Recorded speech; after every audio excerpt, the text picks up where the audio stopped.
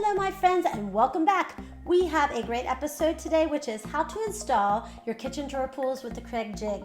You're not going to want to miss any of the episodes that we bring to you, so would you subscribe right now, hit that bell so that we can help you save more so that you can do more with our episodes every week. So I gotta be real with you, this was not a DIY project that we intended to do. It was an oops project. We had ordered the cabinets and we had them come and install them, and they would have installed the hardware as well, but they did not come in enough time. We couldn't decide between pulls or knobs, and I had no idea that there was so much that went into that.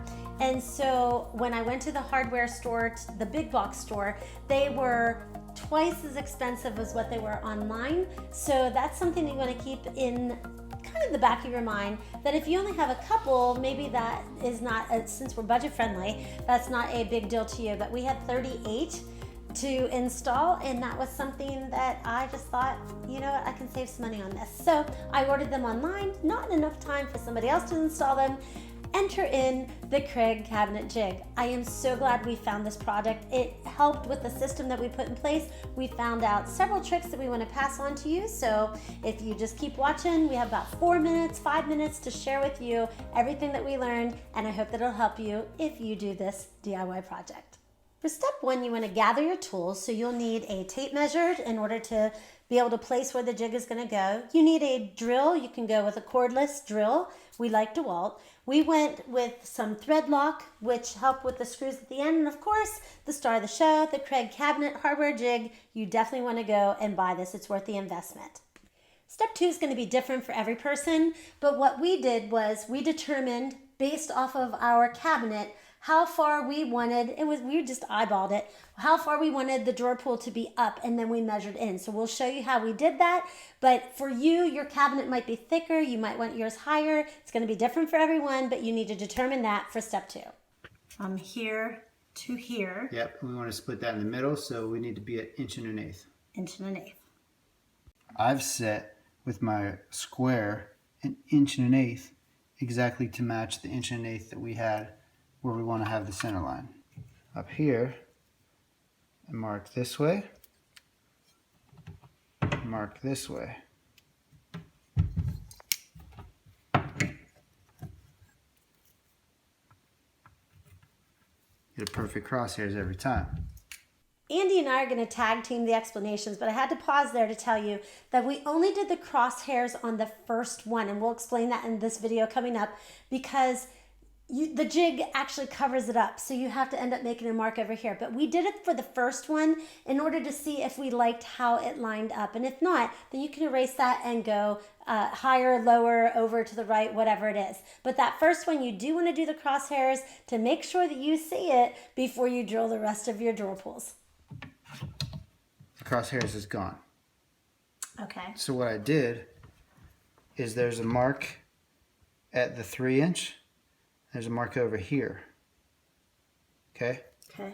So what I do is I use my square to mark over here.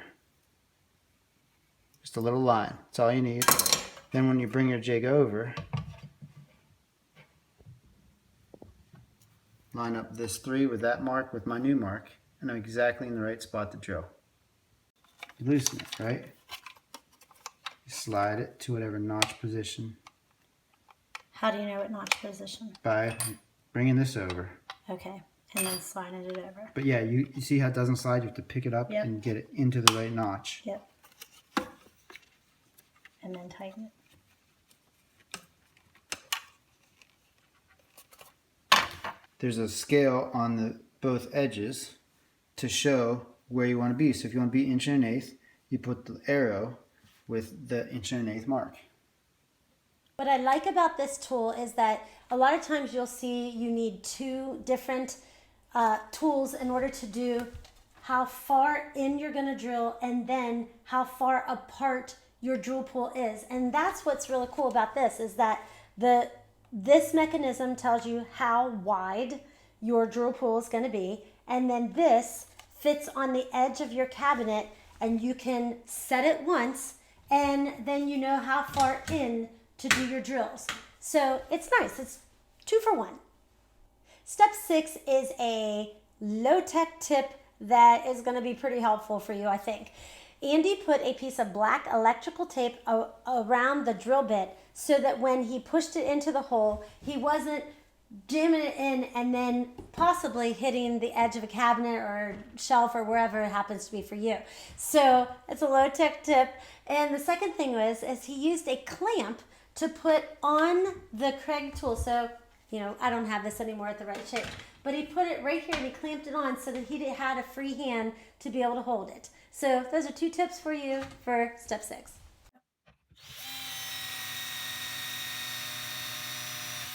When I'm getting near the back, I ease up so I don't break through the back. I'm still breaking through the back, but not as bad as if I would be.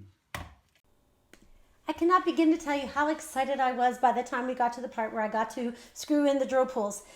What I didn't show you right here is that we did use the lock grip in order to be able to, so that they wouldn't wiggle. It's worth it. So if you are doing a home renovation, you're putting in a new kitchen and you are unsure if you can do this project of installing your drawer pulls with the Kreg Jig, let me tell you that you can. Our 8 easy steps will help you with that process.